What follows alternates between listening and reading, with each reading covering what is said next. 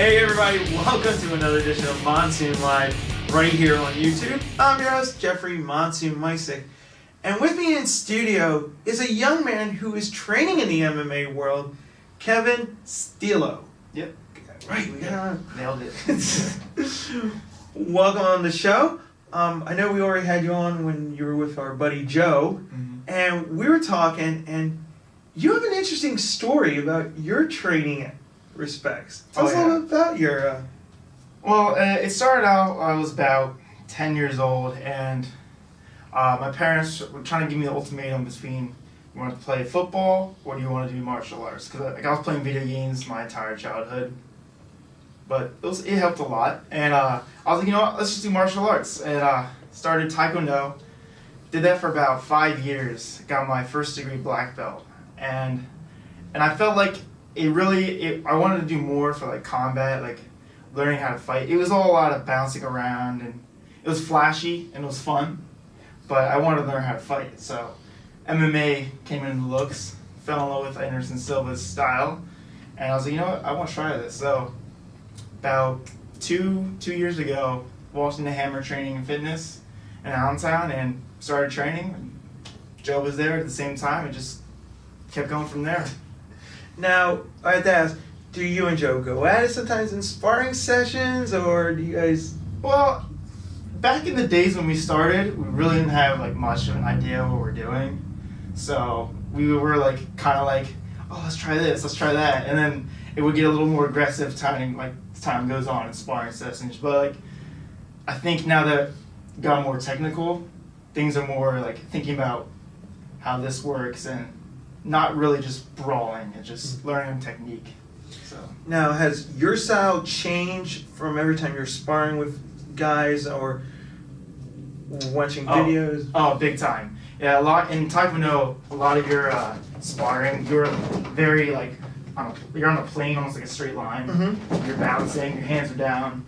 In MMA, you do that, you're screwed.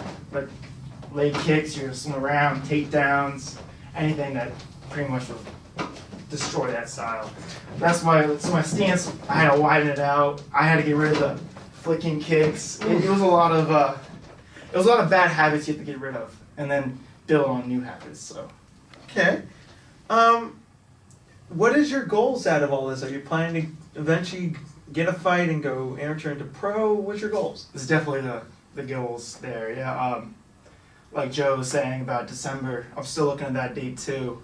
Nothing official yet, but I'm excited to try this. This will be my first fight. I did have a kickboxing match, and I ended up losing that one decision, but it was a good learning experience.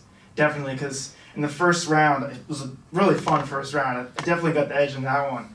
And I was sitting in my stool, like trying to listen to my coach. It's like, Kevin, you do this, do that. I'm like, yeah.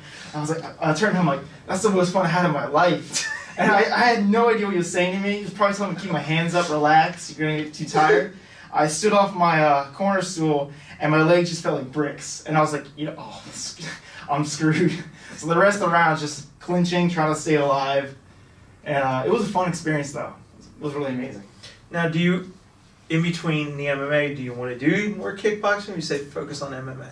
Well, I want to be more focused on MMA, but if, let's say, an MMA fight gets, let's say my opponent falls out or something happens, I will do like kickboxing, grappling tournaments, just trying to stay active as much as possible. And now you talk about your parents. How did they feel about you totally doing all this? Because, there is a risk of serious injury. We have to say that. Yeah. How did they feel about that?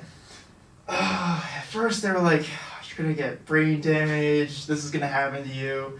You should go to school and finish your schooling. But in the end, when I think after my kickboxing match, because they were more upset that I wasn't really active. Again, it was a few years, no fights. And they were like, is this really going to be a thing? But when I finally had my kickboxing match, they definitely saw that there was potential there. And they were like, yeah, Kevin, go ahead. We see your dream. Go do it. So they're more supportive now. At first they were fearful, now they're good.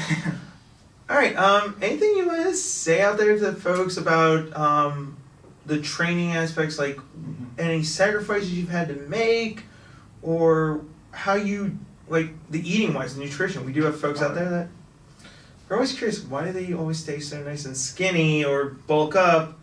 And some of them you see they have like 200 pounds on them. Well, some advice I can give is don't do what I do. I like to eat a lot of junk food. I haven't had to cut weight yet, but I am working on that now, trying to get my weight down. Also, definitely get a good paying job because this will cost a lot of money, and you will have to sacrifice a lot of like driving time too to find good gyms. And Heslo Gracie in Hatfield is an excellent gym. It's awesome to drive there, but it does cost like $40 a week in gas, so it's worth it. Road trip to Hatfield. Maybe we'll go up there. Never know. All right, since we're in studio and we're pretty much in gear, you want to show the folks at home and me a couple chokes? Sure, yeah, let's do it. All right, well, we got somebody with us. All right, guys, we have Joe Cole here. Joe, welcome. Nice to be here. And he's going to show, Kevin's going to show us some chokes.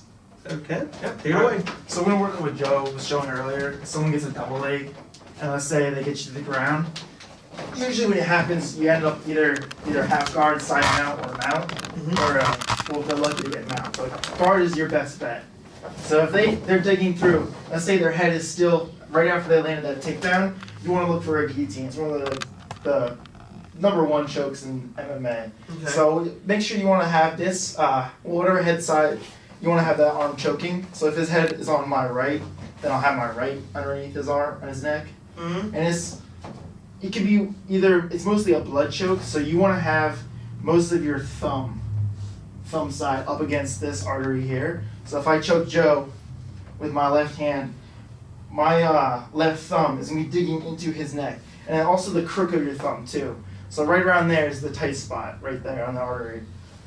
What you want to try and do is yank on your pinky. You can get this grip here. If you grab your pinky, you're going to almost try and like crunch while you're twisting. So this space here is where his neck would be, like that. Okay. If you can see this gap that I have, there's a big gap for his neck. Now if I crunch forward and twist, that hole becomes a lot smaller. I don't know if you can see that. So that's pretty much what we're trying to do with the guillotine. So if he gets the double leg, I got his neck tracked. I grab my pinky side, I'm pushing in with this thumb, I'm going to crunch and twist. Get the tap.